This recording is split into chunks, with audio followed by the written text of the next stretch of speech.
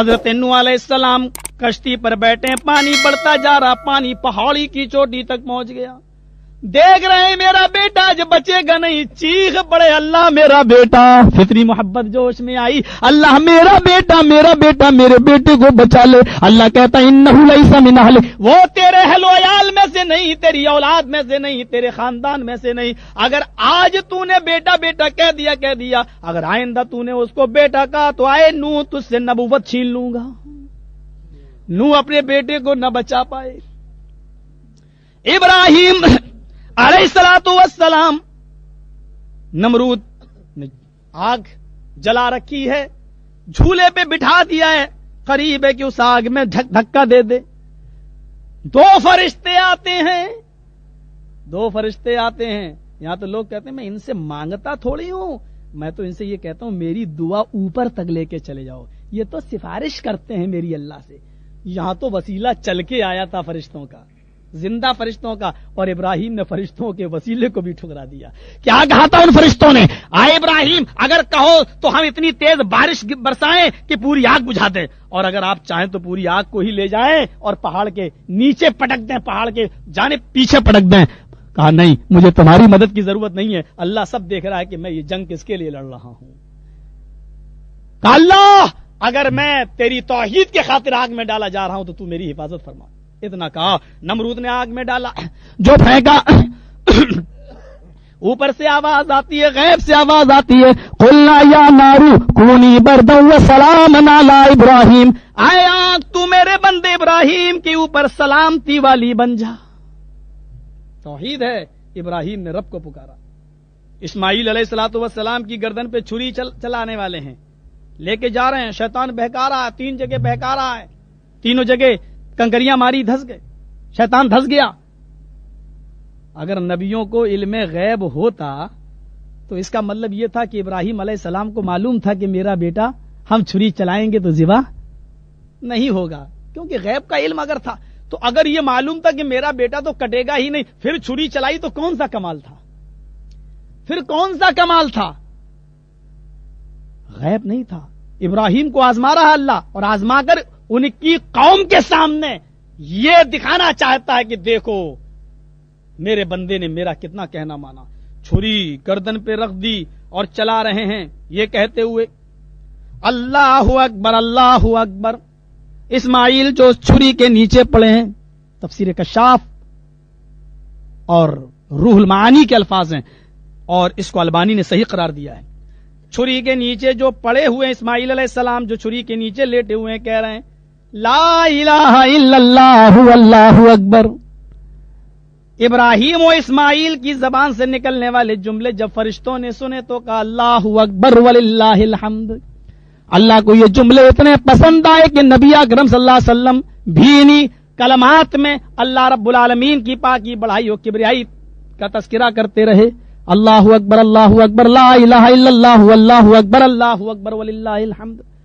بار بار چھری چلاتے ہیں، پیچھے ایک دمبا آ جاتا ہے اور اس دمبے کو ذبح کر دیا جاتا ہے، بلکہ صحیح الفاظ تو یہ ہیں ابراہیم چھری تو اسماعیل کی گردن پہ چلا رہے تھے لیکن دمبا پیچھے ذبح ہو رہا تھا، بالکل ایسی جیسے ریموٹ یہاں ہوتا ہے، بٹن ہمارے ہاتھ میں اور اثر ٹیلی ویژن کے اوپر پڑتا ہے۔ تو گرم پانی اگر مل جائے تو لاؤ، تھوڑا طبیعت زیادہ میری ناساز، گرم پانی تھوڑا۔ یہ ہے توحید۔ کس کو پکارا؟ رب کو پکار رہے ہیں۔ یونس علیہ السلام کو ابھی حکم نہیں ہوا کہ مچھلی کہ ابھی تم ہجرت کرو، لیکن یونس علیہ السلام اللہ کی اجازت کے بغیر ہجرت کر جاتے ہیں۔ کشتی پہ بیٹھے، طوفان آ گیا، کشتی چلانے والا کہنے لگا اس کشتی میں کوئی اللہ کا نافرمان بندہ بیٹھا ہوا ہے۔ کتنی جلدی پہچان لیا جاتا تھا، بھائی اٹھ جائے، کوئی بتانے کے لیے تیار نہیں ہوا۔ قرآن دازی ہوتی ہے، 50 پرچیاں لکھی جاتی ہیں، 50 کے نام ڈالے جاتے ہیں اور پرچیاں ڈال دی جاتی ہیں کشتی میں۔ اٹھاؤ، کون اٹھائے؟ کسی بزرگ آدمی سے اٹھواؤ۔ آئے یونس تو اٹھا، تجھ سے زیادہ بزرگ کون ہے؟ یونس اپنے ہاتھ سے وہ پرچی اٹھا رہے ہیں۔ یونس نے جب پرچی اٹھائی تو یونس کا نام لکھا ہوا آتا ہے، یونس مجھے تو امید نہیں تھی کہ تم بھی اللہ کی نافرمانی کر سکتے ہو. چلو تمہاری وجہ سے سارے لوگوں کی جان خطرے میں. سب نے مل کر یونس کو سمندر میں ڈال دیا. یہاں سمندر میں ڈالا, فالتقمہ الحوت, وہاں مچھلی نے ان کو نگل لیا, لقمہ بنا لیا, مچھلی کھا گئی. 3 دن 3 رات مچھلی کے پیٹ میں رہتے ہیں. اپنی اس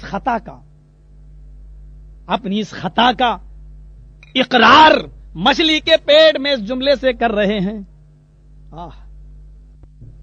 کسی کے ذریعے بات نہیں پہنچائی جا رہی ہے, ڈائریکٹ مچھلی کے پیٹ میں, اور رب کو اس طریقے سے پکار رہے ہیں اور اپنی خطا کا اقرار بھی کر رہے ہیں, بلکہ اپنے آپ کو وہ ظالم کہہ رہے ہیں. لا الہ الا انت سبحانک انی کنت من الظالمین. لا الہ, توحید کی دعوت دیکھو. اے اللہ, تیرے علاوہ کوئی معبود نہیں. دعا بھی تو ایک عبادت ہے اور وہ بھی تیرے ہی لیے ہے, اس لیے پکار بھی میں تجھی کو سکتا ہوں, کسی اور کو نہیں. الا انت, تیرے علاوہ کوئی پاک معبود نہیں ہے. سبحانک, تو پاک ہے. انی کنت من الظالمین, انی کنت من الظالمین. انی کے لفظ پر غور کیجئے. انا عربی زبان میں یقیناً یا بے شک یا تاکید کے معنی کے لیے آتا ہے. انی کنت من الظالمین, یقیناً میں ہی ظالموں میں سے تھا. اپنے ظلم کا ہم تو ظالم نہیں کہیں گے, انہوں نے اپنے آپ کو کہا, یہ تواضعاً کہا. ایک بندے کی وہ ہوتی ہے کہ وہ اپنے آپ کو تواضع کے ساتھ پیش کرے, اپنے آپ کو چھوٹا بن کر پیش کرے. کہا انی کنت من الظالمین, میں ہی ظالموں میں سے تھا. اللہ کہ نبی صلی اللہ علیہ وسلم فرماتے ہیں کہ اگر یونس ساری زندگی اگر اپنے اس غلطی کا, اس خطا کا اقرار نہ کرتا تو ساری زندگی اللہ اس کو مچھلی کے پیٹ میں محفوظ رکھتا. کس کو پکارا؟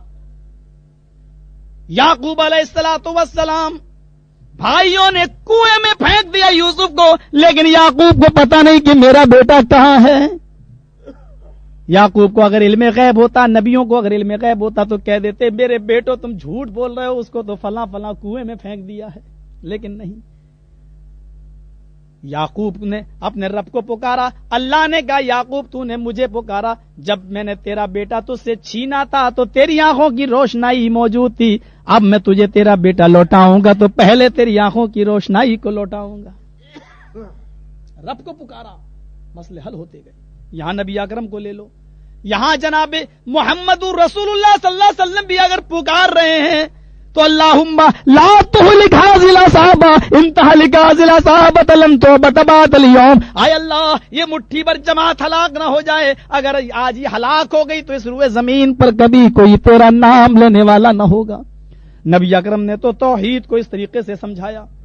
اگر کسی کے دل میں قرآن کی یہ باتیں اتر رہی ہیں تو مسلم شریف کے یہ الفاظ بھی وہ اپنے دل میں بٹھائے.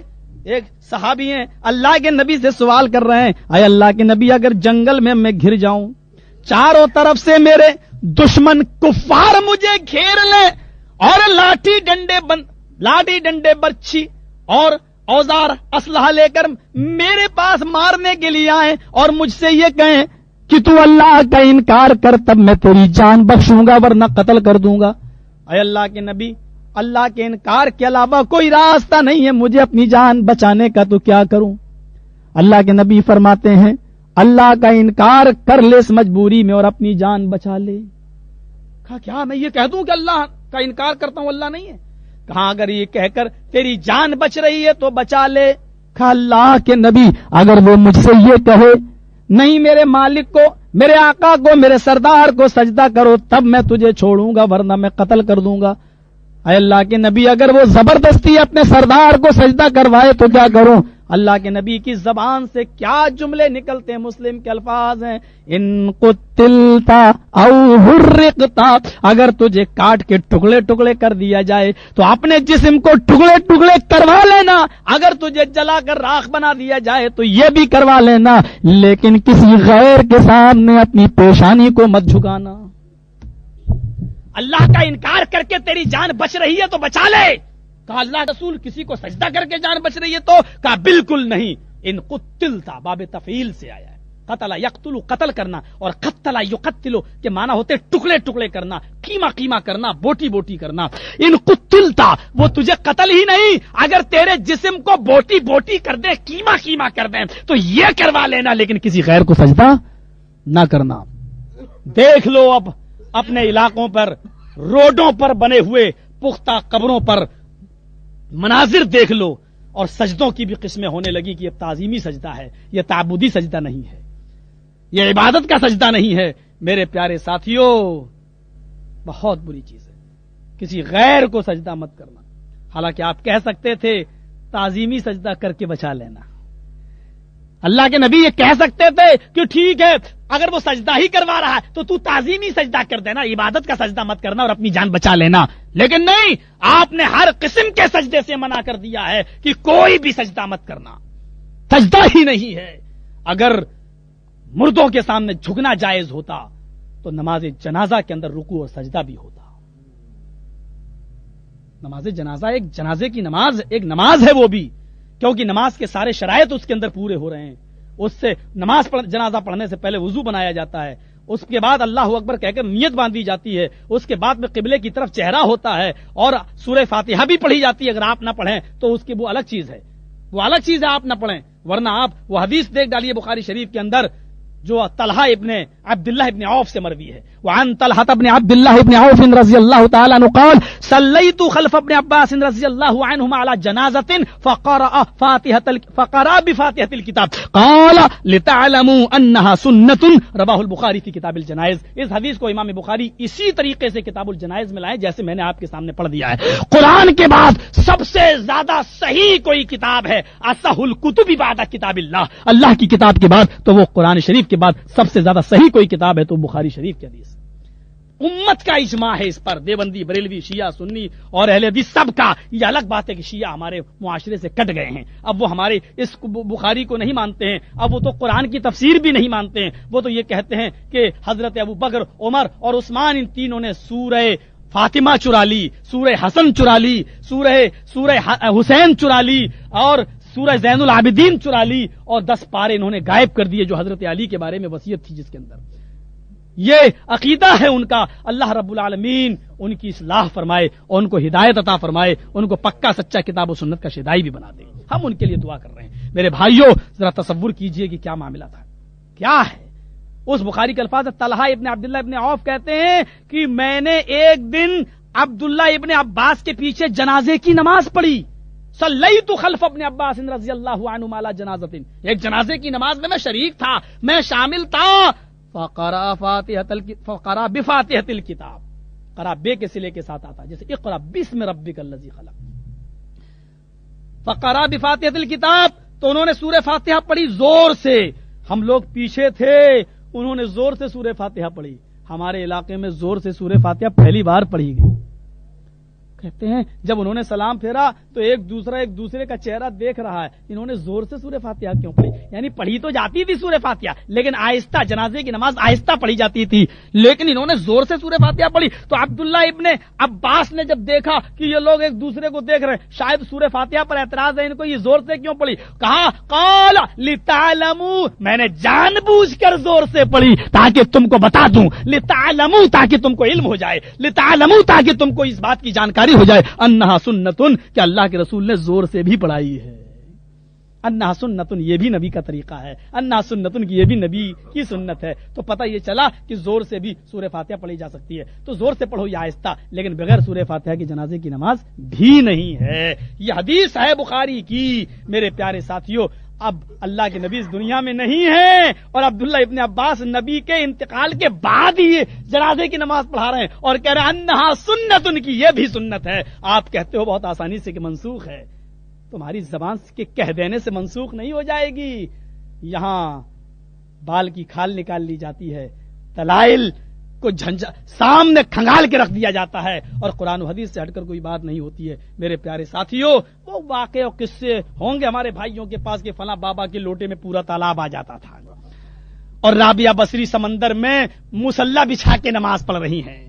یہ کرامتیں تم کو مبارک ہو جو کام جناب محمد رسول اللہ نے کبھی نہیں کیا، اگر کوئی اس سے آگے بڑھنے کی کوشش کرتا ہے تو وہ کوئی پیر نہیں، وہ اپنے بزرگ کو بزرگ نہیں بلکہ شیطان بنانے کی کوشش کر رہا ہے۔ رابعہ بصری کیوں کا سمندر کا سفر کر رہی تھی، نماز کا وقت ہو چکا تھا، پتہ نہیں ہے قبلہ کہاں ہے، سمندر میں اندازہ نہیں لگا پا رہی ہیں، اور مسلح بچھایا ہے، مسلح پر کھڑی ہیں، سمندر میں مسلح چل رہا ہے اور سمندر کی موجیں رابعہ بصری کو لے کے چل رہی ہیں اور قبلہ نہیں معلوم ہے۔ پھر کیا ہوا کہ کہا قبلہ ہی اٹھ کے سمندر میں چلا آیا اور رابعہ بصری نے اس کی طرف رخ کر کے نماز پڑھ لی۔ اب تم کہتے ہو کہ ان عقیدوں کو میں مان لوں؟ اللہ کے نبی 13 سال مکے میں رہے اور مکے کے لوگوں نے ستایا، اتنا مارا کہ لہو لوہان کر دیا، آپ ہجرت کرنے پہ مجبور ہو گئے۔ جب آپ ہجرت کر رہے تھے، جانے سے پہلے آپ نے قبلے پر خانہ کعبہ کا غلاف پکڑا، اس پر ہاتھ دیا اور خانہ کعبہ کو بوسہ دیا، اور بوسہ دیتے ہوئے آپ نے فرمایا، آئے خانہ کعبہ، مجھے تیرے باشندوں نے، مجھے مکہ کے باشندوں نے میں نکلنے پہ مجبور کر دیا، آئے کعبہ مجھے قسم ہے میرے اور تیرے رب کے عزت و جلال کی، اگر مکے کے کافروں نے مجھے ستایا نہ ہوتا تو میں تجھے چھوڑ کے نہ جاتا۔ اس کے بعد آپ ہجرت کر کے مدینہ چلے گئے، 10 سال مدینے میں رہے، تو آپ مکے کی طرف رخ کر کے نماز پڑھتے تھے، آپ قبلے کی طرف رخ کر کے نماز پڑھتے تھے، آپ سوتے تھے تو اپنے شہر مکہ کی طرف رخ کر کے سوتے تھے۔ لوگوں نے پوچھا ایسا کیا معاملہ ہے؟ آپ نے فرمایا مکے کی محبت میرے دل سے نہیں نکلتی ہے، میرے وطن کی محبت۔ وہ حدیث تو ضعیف ہے بلکہ موضوع ہے، لیکن یہ واقعہ صحیح ہے کہ مجھے مکے کی محبت میرے دل سے نہیں نکلتی ہے۔ 10 سال مدینے میں رہے، یہ خانہ کعبہ میرے نبی کے لیے مکے سے اٹھ کر مدینے نہیں پہنچا۔ رابعہ بصری محمد الرسول اللہ سے بھی بڑی اللہ کی ولیہ رہی ہوں گی، ہائے ہائے، ان کے لیے خانہ کعبہ ہی اٹھ کے چلا گیا۔ اب بتاؤ ہم تمہاری ان من گھڑت داستانوں کو مانیں یا ہم اللہ کے رسول صلی اللہ علیہ وسلم کی اس حیثیت کو دیکھیں اور آپ کے اس عظمت کو دیکھیں؟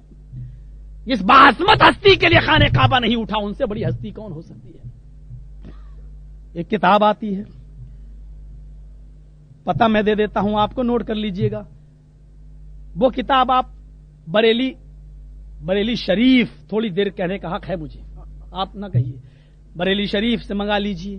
اس کتاب کا نام ہے سیرت خواجہ معین الدین چشتی اجمیری رحمت اللہ علیہ۔ اس کتاب کے صفحہ نمبر 283 پر 283 پر آپ دیکھیے گا، لکھا ہوا ہے کہ جب یہ اجمیری بابا خواجہ معین الدین چشتی اجمیری رحمت اللہ علیہ جب ہندوستان میں آئے اور اسلام کی دعوت دینا شروع کی تو ان کے زمانے میں اسلام اتنی تیزی سے پھیلا کہ جب یہ نماز پڑھنا شروع کرتے تھے اور نماز پڑھ کے جب سلام پھیرتے تھے، داہنی طرف سلام پھیرا السلام علیکم ورحمۃ اللہ، تو 90,000 آدمی مسلمان ہو جاتے تھے، اور بائیں طرف سلام پھیرا تو 90,000 آدمی مسلمان ہو جاتے تھے۔ دائیں طرف سلام پھیرا تو کتنے؟ 90,000۔ بائیں طرف سلام پھیرا تو کتنے؟ 90,000۔ یعنی ایک وقت کی نماز میں 1,80,000۔ دن بھر میں 5 نمازیں اگر پڑھ لی ہیں تو 9 لاکھ سیدھے۔ ایک دن میں 9 لاکھ، سنتیں الگ ہیں، نوافل الگ ہیں، کتنے کیا ہو جاتے تھے؟ میں نے کتاب کا نام بتلا دیا ہے، کتاب کا رائٹر ہے ارشد القادری، کتاب کے صفحہ نمبر 283 پر لکھا ہوا ہے، اور کتاب بھی وہاں ملتی ہے کہ جہاں آپ کے پاکستان کا بھی اگر کوئی وزیر اعظم جاتا ہے تو جب تک اس کے ساتھ چکر نہ لگا لے، پھیرے نہ لگا لے، وہ واپس لوٹ کے نہیں آتا ہے اجمیر سے۔ آپ کے یہاں کا بھی وزیر اعلیٰ اور وزیر اعظم سب جب تک اجمیر کے چکر نہ لگا لیں وہ لوٹ کے واپس نہیں آتے ہیں۔ اور میں نے کتاب کا حوالہ بھی وہیں سے دیا ہے جہاں سے پوری نسل پھیلی ہے، بریلی شریف۔ یہ کتاب وہاں سے چھپی ہے، صفحہ نمبر 283۔ دائیں طرف سلام پھیرا تو 90,000، بائیں طرف سلام پھیرا تو 90,000۔ ایک وقت کی نماز میں 1,80,000، 5 وقت کی نماز میں 9 لاکھ آدمی۔ اب سوچو کہ ان کی زندگی اگر 40 سال بھی دعوت و تبلیغ میں گزری ہے تو کیلکولیٹر لے کے بیٹھ جاؤ اور جوڑ لینا کہ کتنے آدمی۔ یہاں ایک وقت کی نماز میں 1,80,000، صرف ایک وقت لے لو، 5 وقت بھی مت لو، 5 وقت میں 9 لاکھ، ایک وقت میں 1,80,000۔ اور اللہ کے رسول نے جب دعوت و تبلیغ کا فریضہ انجام دیا، مکے کے اندر 13 سال جب محنت کی اور لوگوں نے جب آپ کو مجبور کر دیا، آپ نکلے تو مدینہ میں بھی نہیں رہنے دیا، تو 13 سال مکے میں اور کچھ دن مدینہ میں جب مکے اور مدینے کے سارے لوگوں کو جوڑا گیا تو 13 سال کی اس شدید محنت میں نبی کے ہاتھ پر ایمان لانے والوں کی تعداد تھی 313۔ 13 سال کی شدید محنت کے باوجود کتنے تھے؟ 313۔ یہاں ایک وقت کی نماز میں کتنے ہو رہے ہیں؟ 1,80,000۔ ہم سے کہتے ہیں یہ کرامتیں مان لو۔ میرے بھائیوں، ایسا لگتا ہے کہ ان مولویوں کو وظیفہ ملتا رہتا تھا، کھانا پینا سب پہنچتا رہتا تھا اور ان کے دماغ میں جو آتا تھا سب لکھ مارتے تھے۔ اب ایک کتاب ہے، آپ پڑھیے، ملفوظات میں بھی واقعہ مل جائے گا، سیرت غوث پاک، اس میں ایک دوسرے ولی کا واقعہ لکھا ہوا ہے کہ یہ پیر، یہ ولی جو تھا وہ کیا کرتا تھا؟ ایک دن میں 2000 رکعتیں پڑھتا تھا۔ کتنی؟ 2000 رکعتیں۔ میں پڑھنے لگا، میں نے کہا یا اللہ یہ 2000 رکعتیں کیسے پڑھتا ہوگا، میری سمجھ میں نہیں آ رہا تھا۔ تو میں نے پریکٹیکل کر کے دیکھا کہ 4 رکعت پڑھتا ہوں کتنی دیر میں ہوتی ہیں۔ تو جب میں نے بہت جلدی جیسے الحمدللہ رب العالمین الرحمن الرحیم مالک یوم الدین جب جلدی پڑھی ہے تو 4 رکعت پڑھنے میں مجھے 6 منٹ لگے، یعنی ایک رکعت میری 1.5 منٹ میں ہوئی۔ تو میں نے سوچا چلو اس سے بھی جلدی اگر اس نے پڑھی ہوگی تو ایک رکعت کو 1 منٹ مان لو، 1 منٹ میں تو 4 رکعت 4 منٹ میں، حالانکہ میں نے 6 منٹ میں پڑھی، اس نے 4 بھی میں پڑھ لی ہوگی۔ تو اگر 1 منٹ میں 1 رکعت مان لوں میں تو آپ اس سے جوڑیے 1 منٹ میں 1 تو 60 منٹ میں 60، یعنی 1 گھنٹے میں 60۔ تو 1 گھنٹے میں 60 ہے تو 24 گھنٹے میں کتنی ہوئی؟ جب میں نے کیلکولیٹ سے جوڑا تو 1440۔ 2000 رکعتیں پڑھتا جبکہ 1 منٹ کی 1 رکعت جوڑی جائے تو 24 گھنٹے میں کتنی ہو رہی ہے؟ 1440۔ اور وہ بھی کب؟ جب یہ بابا لیٹرین نہ کرتا ہو تب، کھانا نہ کھاتا ہو تب، غسل نہ کرتا ہو تب، اور 1-2 گھنٹہ سوتا بھی نہ ہو تب۔ اگر 1 گھنٹہ سویا 24 گھنٹے میں تو 60 رکعتیں کم کر لو، 10 منٹ کھانے میں لگایا 10 رکعتیں کم کر لو، تب 1440 ہو رہی ہیں۔ پھر میں نے سوچا پتہ نہیں یہ بابا نماز پڑھ رہے تھے یا ہمارے انڈیا کے بابا رام دیو کی طرح ایکسرسائز کر رہے تھے، یہ تو اللہ ہی بہتر جانے۔ یہ راجدھانی ایکسپریس چل رہی ہے یہ نمازیں، اور نیچے لکھا ہے نوٹ، یہ جملہ میں کہوں گا چاہے آپ کو کتنا ہی برا لگے، نیچے لکھا ہوا ہے نوٹ، آئے وہابیو، آئے اہل حدیثو، کیا ایسا بزرگ پیر تمہاری قوم میں بھی آیا ہے جو ایک دن میں 2000 رکعتیں پڑھتا ہو؟ میں نے اپنے انڈیا میں ایک رسالے میں لکھا تھا الحمدللہ ایسا کوئی شیطان ہمارے یہاں پیدا نہیں ہوا۔ یہ پیر ہوگا یہ اللہ ہی بہتر جانے کی ہوگا کون۔ آج کل جھگڑا دوسرا چل رہا ہے، کہتے ہیں کہ ایک عورت پیر نے تقریر کہا، میں کہا کہ سنو، جو آدمی اسلامی کیسٹ کا مرکز سلفی کیسٹ سینٹر منظور کالونی گجر چوک کراچی مل کے کھاتا ہے اس کی محبت بڑھتی ہے۔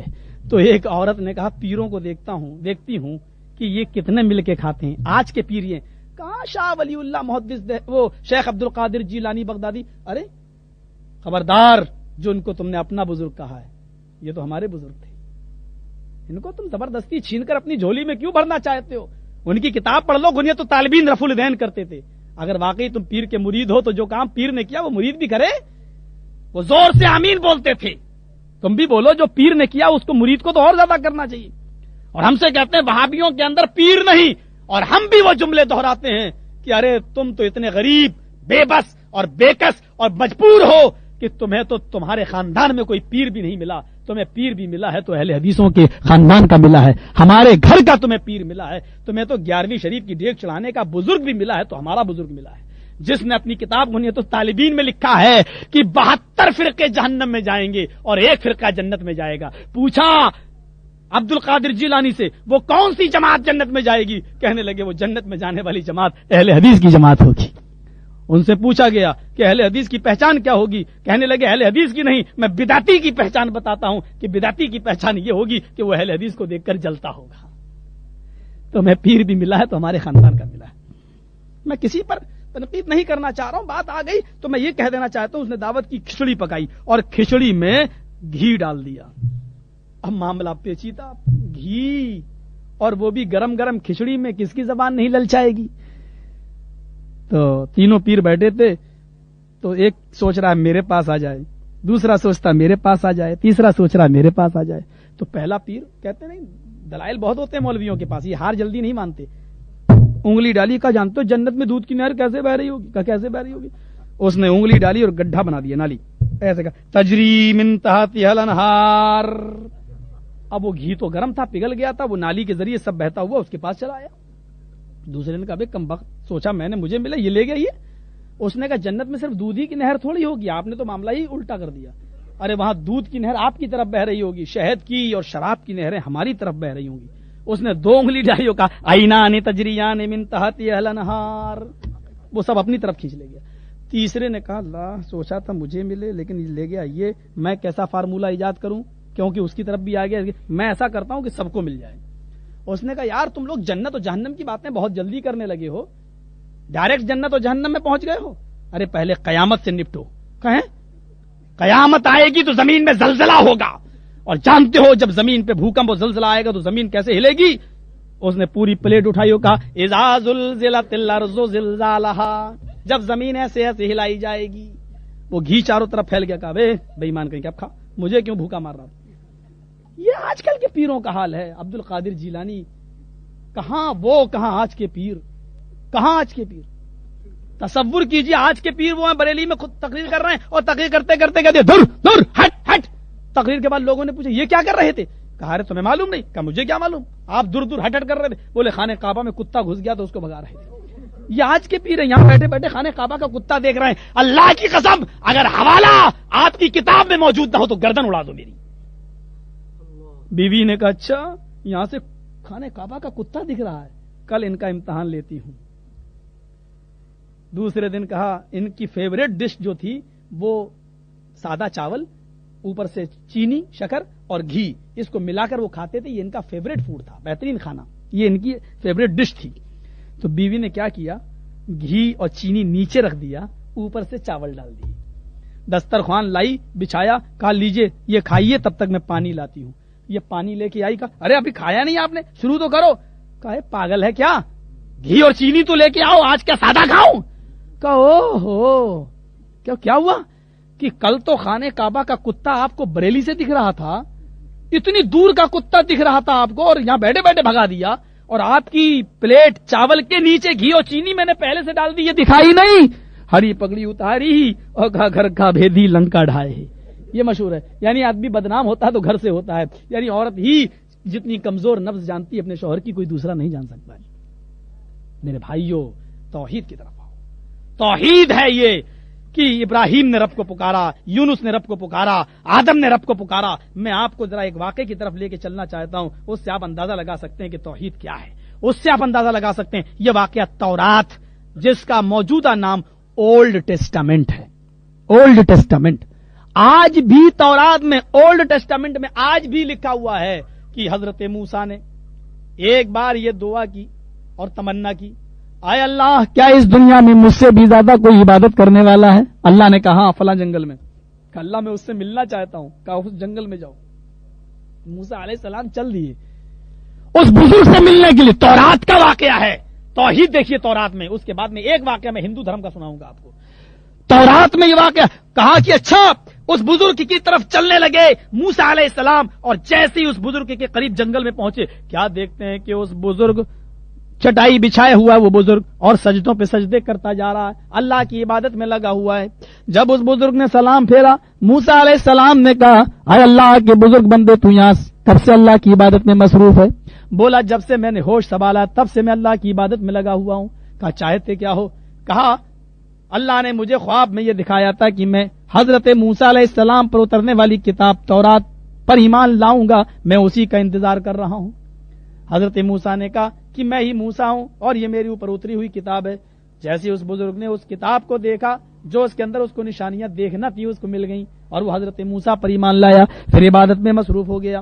کہا موسیٰ علیہ السلام نے آئے بزرگ بار ذرا میری خدمت کے لیے کوئی کام بتاؤ، تم بزرگ ہو چکے ہو، تم اٹھنے بیٹھنے کے، تم چلنے پھرنے کے لائق نہیں ہو، میں تمہاری کچھ مدد کر دوں۔ اس بزرگ نے کہا موسیٰ آج کوئی پانی لے کر نہیں آیا، کوئی کھانا لے کر نہیں آیا، میں کھانا کھائے بغیر تو رہ سکتا ہوں، لیکن پیاس کی شدت مجھے پریشان کر رہی ہے، اس لیے میں چاہتا ہوں کہ تمہیں کہیں ایک گلاس پانی مل جائے تو لے آؤ۔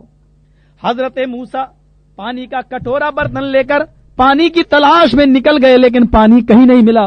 حضرت موسیٰ شہر کی آبادی میں نکل گئے، پانی وہاں مل جاتا ہے، پانی لے کر واپس آ رہے ہیں۔ جیسے ہی پانی لے کر واپس آئے، حضرت موسیٰ علیہ السلام، ابھی موسیٰ کے درمیان اور اس بزرگ کے درمیان 100 میٹر 200 میٹر کا فاصلہ ہے۔ یہ بزرگ دور سے دیکھ کر کہتا ہے موسیٰ ذرا جلدی آؤ، میری زبان سوکھی جا رہی ہے، میرا حلق میں کانٹے پڑے جا رہے ہیں۔ موسیٰ نے تیزی سے قدم آگے بڑھایا، جیسے ہی اس بزرگ کو زمین سے اٹھا کر اپنی ران کے اوپر اس کے سر کو رکھا، اس بزرگ کی روح قبض سنسنی سے پرواز کر گئی، اس بزرگ کا انتقال ہو گیا اور وہ پانی نہیں پلا سکے۔ حضرت موسیٰ، آگے لکھا تورات میں، اولڈ ٹیسٹامنٹ میں، موسیٰ بڑا جلالی تھا، غصے کا تیز تھا، اس نے اس بزرگ کے سر کو زمین پہ رکھا، پانی سے بھرا ہوا پیالہ اٹھایا اور زمین پر پٹک دیا اور کہا اے اللہ، یہ تیرا انصاف کیسا ہے، میری سمجھ میں نہیں آتا، ایک بزرگ بندہ زندگی بھر تیری عبادت کرتا رہا، تیرے سامنے سر جھکاتا رہا، اور آج تو نے اس کو 2 گھونٹ پانی پینے کی بھی مہلت نہیں دی۔ اے اللہ، یہ تیرا انصاف میری سمجھ سے بالا تر ہے، میری سمجھ سے پرے ہے، میری سمجھ میں نہیں آ رہا یہ تیرا انصاف کیسا ہے۔ آگے لکھا ہے موسیٰ کلیم اللہ تھا، ڈائریکٹ اللہ سے کلام ہوتا تھا، اللہ سے باتیں ہوتی تھی، غیب سے آواز آئی موسیٰ اپنی زبان کو لگام دے، موسیٰ اپنی زبان کو لگام دے اور سوچ میں نے اپنے اس بندے کو کیوں موت کے گھاٹ اتارا۔ کہا اللہ میں کیا جانوں، جب موت کے گھاٹ اتارا ہی ہے تو وجہ بھی بتلا دے۔ کہا موسیٰ تو آج اس جنگل میں پہنچا ہے، لیکن یہ بتا کہ جب سے اس بزرگ نے ہوش سنبھالا تب سے اب تک جو عبادت کرتا تھا اس کو کھانا کون پہنچاتا تھا؟ کہا اللہ تو۔ کہا پھر اس کو پانی کون پہنچاتا تھا؟ کہا اللہ تو۔ جب کھانا میں پہنچاتا اور پانی بھی میں پہنچاتا تھا تو آج جب میرے بندے کو پیاس کی شدت محسوس ہوئی، آج جب میرے بندے کو طلب ہوئی، اور آج جب میرے بندے کے مانگنے کا وقت آیا تو بتا اس کو پانی کا سوال تجھ سے کرنا چاہیے تھا یا مجھ سے؟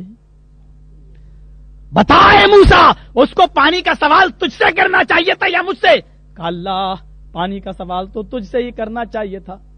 کہا اے میرے موسیٰ، اے موسیٰ، میں نے اس لیے اس کو موت کے گھاٹ اتار دیا تاکہ دنیا تجھ کو خدا تصور نہ کرے، تجھ کو رب نہ تصور کرے، میں نے اس لیے اس کو موت کے گھاٹ اتار دیا تاکہ دنیا جان لے کہ کسی نبی کے اندر بھی اتنی طاقت نہیں ہے کہ وہ کسی کو 2 گھونٹ پانی پلا سکے۔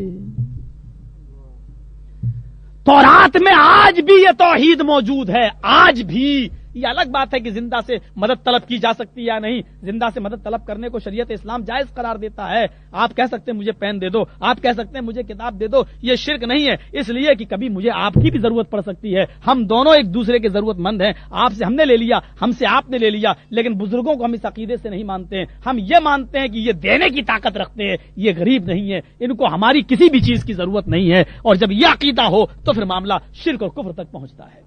ہاں، بیوی سے ہم کھانا مانگتے ہیں، وہ خدا نہیں ہے کہ وہ ہمیں کھانا دے رہی ہے، بلکہ اس کو گوشت کا انتظام ہم کرتے ہیں، مرچ مسالے کا انتظام ہم کرتے ہیں، اس کے لیے سبزی اور آٹا اور چاول ساری چیزوں کا انتظام کر کے ہم دیتے ہیں، یعنی وہ ہماری بھی محتاج ہے۔ جب دونوں کو محتاج مان لیا جائے تو کوئی بڑی بات نہیں، اور یہی عقیدہ ہے ہمارا۔ یہ مائک کیوں لگایا ہے؟ صاحب دور تک آواز جائے، اس مائک سے جب دور تک آواز جاتی ہے تو اس کا مطلب یہ ہے کہ وسیلہ لیا ہے نا تم نے، بغیر مائک کے وسیلے سے اتنی دور آواز نہیں جاتی ہے، تو اتنی اوپر تمہاری آواز بغیر باباؤں کے وسیلے کے کیسے پہنچ جاتی ہے؟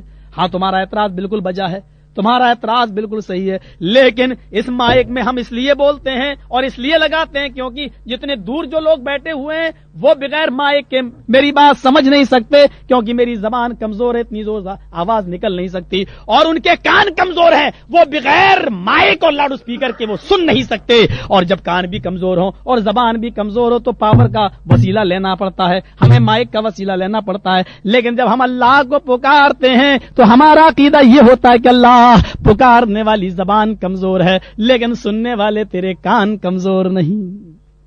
ہم اس عقیدے سے پکارتے ہیں کہ اللہ، تیری کانوں کی قوت سماعت کا یہ حال ہے کہ یہ سورج ہماری زمین سے 9.5 کروڑ میل کی بلندی پر ہے، اس کے بعد سیارے اور اس کے بعد کہکشائیں، اور ایک کہکشاں ایسی ہے کہ جہاں تک انسان کو پہنچنے میں 40 لاکھ سال لگ جائیں گے۔ کتنی مدت؟ 40 لاکھ سال۔ لیکن کب؟ جب آپ ایسے راکٹ پر بیٹھ کر سفر کریں جو راکٹ 1 سیکنڈ کے اندر 1,86,000 میل کی رفتار سے اڑتا ہو، تب آپ کو उस कहकशां तक कब पहुंचाएगा? 40 लाख साल में।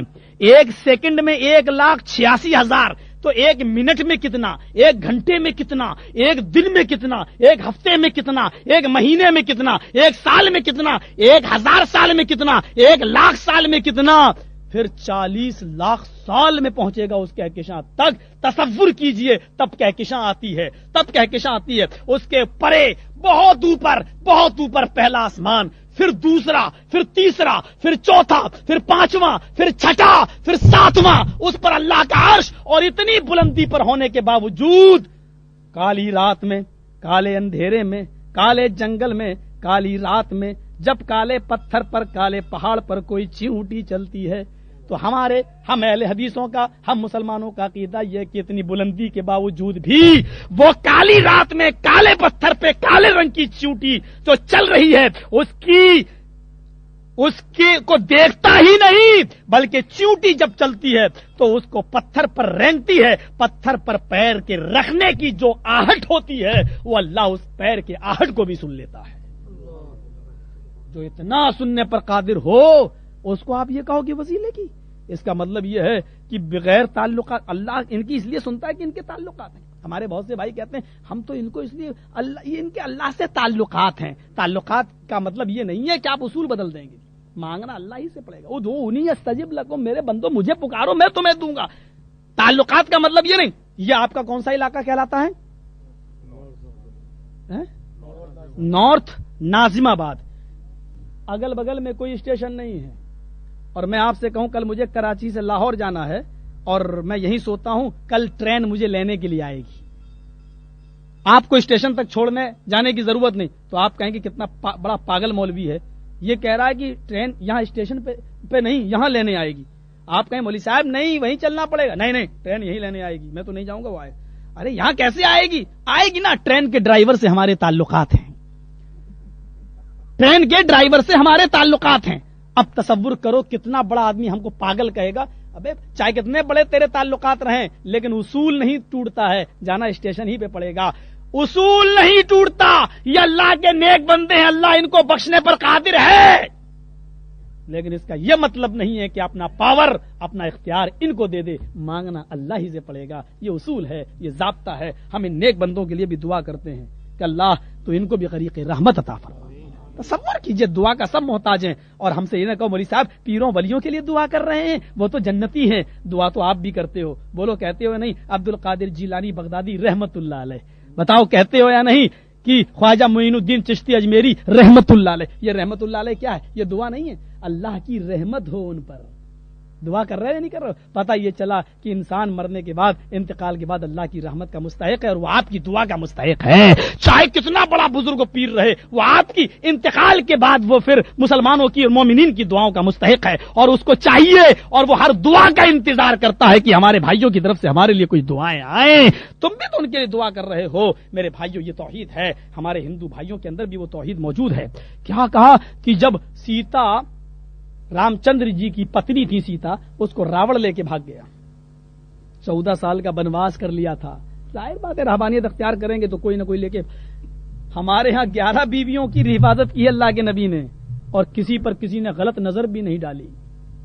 यहाँ एक ही बीवी थी रामचंद्र जी की, सीता, वो उसकी भी हिफाजत नहीं कर पाए, और रावण लेके फरार हुआ। श्रीलंका से छुड़ा के लाया गया, हनुमान गए, लक्ष्मण गए। सीता जी बड़ी चालाक थीं, कहीं अपने हाथ का कंगना फेंक गई, कहीं चूड़ी फेंक गई, कहीं नथुनी फेंक गई, कहीं पायल फेंक गई, कहीं चप्पल फेंक गई, ताकि लोग तलाश करते आए तो मेरी ये निशानियां देखते देखते करीब पहुंचते चले जाएं। हनुमान जी को सारी चीजें मिलती गईं, और लक्ष्मण जो सीता के छोटे देवर थे, सीता के देवर, उससे पूछा ये किसकी? कहा मेरी भाभी का है। और आगे बढ़े, ये किसका? कहा ये भाभी का है। और आगे बढ़े, ये किसके? कहा भाभी का है। उसके बाद में लास्ट में नाक की नथुनी मिली। कहा हनुमान ने, लक्ष्मण ये किसकी है? वाल्मीकि रामायण के हवाले से मैं ये बात कह रहा हूं, ये किसकी है? कहा ये नथुनी नहीं जानता हूं। कहा क्यों? तुम सारी चीजें जान गए, नथुनी? कहा नथुनी मेरी भाभी नाक में पहनती थी, और मैंने आज तक अपनी भाभी का चेहरा नहीं देखा, आज तक मैंने अपनी भाभी का चेहरा नहीं देखा। कहा ये क्यों? कहा वो मेरे राम की पत्नी है, मेरे बड़े भाई की बीवी है, मैं कौन होता हूं देखने वाला? हिंदू धर्म में भी देवर का पर्दा, भाभी को देवर से पर्दा है। ہندو دھرم کے اندر بھی اب ماڈرن یا مغربی تہذیب اگر اس چیز کو ختم کر دے تو اس میں میرے بھائیوں دھارمک کتابوں کا کوئی قصور نہیں ہے. اب میں آخری بات بتلا رہا ہوں, اتنی زبردست بات یہاں پر کہی گئی ہے. جب ہنومان اور لکشمن دونوں کو جب سیتا کو چھڑا کے لائے تو سیتا جی نے سب سے پہلے رام چندر جی کے پیر چھونا چاہے کہ میں اپنے رام کا آشیرواد لے لوں, اپنے پتی اور شوہر کے سامنے جھک جاؤں. جیسے ہی جھکی رام کے پیر چھونے کے لیے رام چندر جی نے یہ کاندھا پکڑ کے اٹھایا. کیا کر رہی ہو؟ کہا میں آپ کا آشیرواد لینا چاہتی ہوں, آپ کو پرنام کر رہی ہوں, آپ کو نمسکار کر رہی ہوں, آپ کے سامنے جھک رہی ہوں. کہا سیتا نہیں, رام رامائے نمہ, رام رامائے ستیم استی. ہائے سیتا میں تیرا رام ہوں اور تیرے رام کا رام ہے اوپر والا. سیتا میں رام ہوں تیرا اور تیرے رام کا رام ہے اوپر والا. رام رامائے نمہ. تو اپنے رام کو پرنام نہ کر بلکہ اس رام کے سامنے جھک جو تیرے رام کا رام ہے. رام رامائے نمہ, رام کے رام کو یعنی اوپر والے اللہ کے سامنے جھک. نمہ کے معنی جھکنا, اور یہ نماز کا جو لفظ بولا جاتا ہے یہ سنسکرت کا لفظ ہے. نم کے معنی سر جھکانا, اور اسی سے بنتا نمستے. ہم تمہارے سامنے جھک رہے ہیں. ہم نے ہندوستان میں بہت سے لوگوں کو, مسلمانوں کو نمستے کہنا چھڑوایا ہے کہ ہم تمہارے سامنے, ہماری پیشانیاں محمد رسول اللہ کی قبر پہ نہیں جھکتی ہیں, تو جو پیشاب کر کے استنجا کرنے کی تمیز نہیں جانے ان کے سامنے جھکیں گی؟ نہیں. نم کے معنی سر جھکانا, اور از معنی ایشور اللہ. نم آز, نم پلس از دونوں کو ملایا تو بنا نماز, یعنی اللہ کے سامنے سر کو جھکانا. یہ فارسی کا بھی لفظ ہو سکتا ہے لیکن میری تحقیق یہ ہے کہ یہ سنسکرت کا لفظ ہے. سنسکرت میں مجھے از کے معنی ایشور اور نم کے معنی سر جھکانے کا ملا ہے, اور ان دونوں سے مل کر بنا ہے نماز. نماز یعنی اللہ کے سامنے سر جھکانا. کہا سیتا تو میرے سامنے مت جھک, اس رام کے سامنے جھک جو تیرے رام کا بھی رام ہے. میرے پیارے ساتھیوں, یہاں سے آپ اندازہ لگا سکتے ہیں کہ توحید کیا ہے. ہندو دھرم کے اندر بھی یہ توحید موجود ہے. یو پمما نستسما دیوی شوری ریشا. میں سنانا نہیں چاہتا تھا آپ کو, لیکن اب جب توازن آیا ہے تو ایک دو چیزیں بتا دیتا ہوں, ورنہ یہ علاقہ ہمیں ہندوستان میں ہی یہ ساری تقریریں مجھے کرنا پڑتی ہیں, اور وہاں کافی تعداد میں ہمارے غیر مسلم بھائی آتے بھی ہیں, اور اللہ کا شکر ہے ان کو فائدہ پہنچ بھی رہا ہے. دعا کیجیے اللہ رب العالمین ان کو اسلام کی تعلیم سے اسلام کی تعلیم سے ان کو فائدہ اٹھانے کی توفیق عطا فرما. اذا سألت فاسأل اللہ واذا استعنت فاستعن باللہ. جب مانگ سوال کر تو اللہ سے سوال کر, اور جب مدد طلب کر تو اللہ سے مدد طلب کر. یہ پوری توفیق عطا فرما.